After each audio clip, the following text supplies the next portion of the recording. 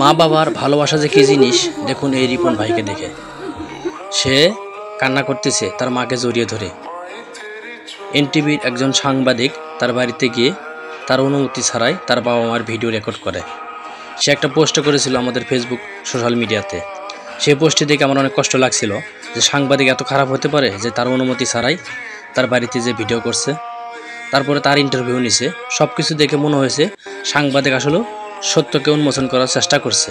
কিন্তু রিপন ভাই চাইছিল তার পরিবারকে বা তার স্ত্রীকে কোনো সময় মিডিয়ার সামনে না আনতে, কিন্তু সাংবাদিক এটা করছে, তার পরিবারকে মিডিয়ার সামনে আনছে। তার ইচ্ছার বিরুদ্ধে সাংবাদিক এটা কাজ করছে। সাংবাদিক মোটেও আসলে এটা ভালো কাজ করে নাই, এটা আমার দৃষ্টিতে। যদি আপনাদের কোনো মতামত থাকে অবশ্যই ভিডিওতে কমেন্ট করে জানাবেন।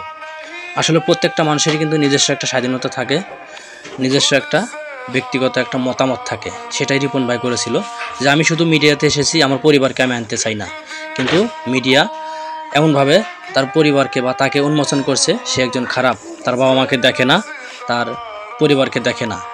কিন্তু সেই বাবা মাই যখন এরকম ইন্টারভিউ দেওয়ার পরে দেখলো যে তার সন্তানের অনেক কষ্ট হচ্ছে, তার সন্তানের যে একটা সে যে ভাইরাল হয়েছিল সেটা মানুষের কাছে আস্তে আস্তে খারাপ হিসেবে পরিচিতি পাচ্ছে, তার সেই মাই আবার সেই মিডিয়াতে গিয়ে বক্তব্য দিছে যে আসলে এটা আমি ভুলভাবে বলেছি, আসলে আমি সন্তানের কোনো সময় খারাপ চাই না। আসলে বাবা মা কোনো সময় সন্তানের খারাপ চায় না। কিন্তু মিডিয়া যখন প্রশ্ন করেছিল তার প্রশ্নের অ্যান্সারে কিন্তু বাবা মা ঠিকই বলছিল যে আমাদেরকে ওভাবে দেখে না, বাবা মা যতটুকু আশা করছে ততটুকু দেখে না। কিন্তু রিপন ভাই ঠিকই কিন্তু তার পরিবারকে দেখে, তার মতো করে তার যতটুকু সাধ্য আছে সে চেষ্টা করে, অথবা বাবা মা যতটুকু চাইছে অতটুকু দিতে পারে নাই। কিন্তু বাবা মার সে বক্তব্যগুলোই যখন সোশ্যাল মিডিয়াতে ভাইরাল হয় তখন তার ফেমাসটা নষ্ট হয়ে যায়। সে যত ভাইরাল, মানুষের এত জনপ্রিয়তা ছিল, তার সেই জনপ্রিয়তাগুলো নিমিষেই ধ্বংস হয়ে যায়।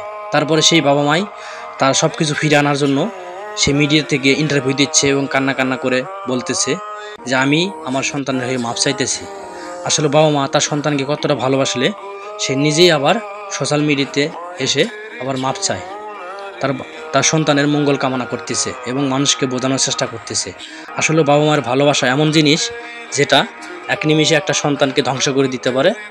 আবার বাবা মা যদি তার সন্তানের মঙ্গল কামনা করে, ভালো কিছু আশা করে, আল্লাহ তাআলা আবার তাকে সেই সম্মানের পর্যায়ে নিয়ে যাবে আমি আশা করি।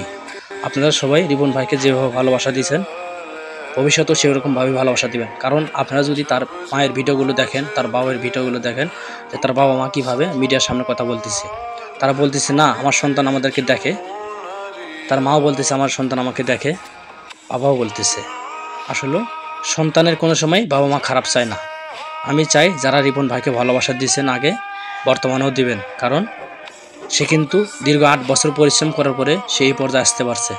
দিনে দিনে কিন্তু এখানে আসতে পারেন। একটা সময় রিপন ভাই মানুষের ট্রলের শিকার হতো, মানুষ তাকে নিয়ে হাসাহাসি করতো। কিন্তু সেই ব্যক্তি আজকে যখন ভাইরাল, ঠিক সেই সময় সাংবাদিক গিয়ে এমনভাবে নিউজটা করছে, সাংবাদিক ভাই চাইলে তার যে সুন্দরভাবে এটা প্রকাশ করতে পারতো, কিন্তু ওভাবে প্রকাশ করে নাই। একটা মানুষের তিলে তিলে 8টা বছর সে পরিশ্রম করার পরে সে লাইফে এই পর্যায়ে এসেছে। তার লাইফটা তার একটা সাংবাদিকের একটা ভিডিওর কারণেই তার লাইফটা অধঃপতনে চলে গেছে।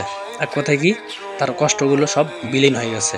কিন্তু সে মা যখন কান্না করে বলতেছে যে আমি আমার সন্তানের হয়ে মাপ চাই, সন্তান আমাকে দেখে, আমার বিশ্বাস রিপন ভাই আবার সে আগের জায়গায় ফিরতে পারবে। সবাই তাকে আগের মতো ভালোবাসা দিবেন। আমার এই ভিডিওটি করার উদ্দেশ্য একটাই, যে একটা মানুষ, একজন সহজ সরল একটা মানুষ, সে অনেক কষ্ট করে পরিশ্রম করে এ পর্যন্ত আসতে পারছে।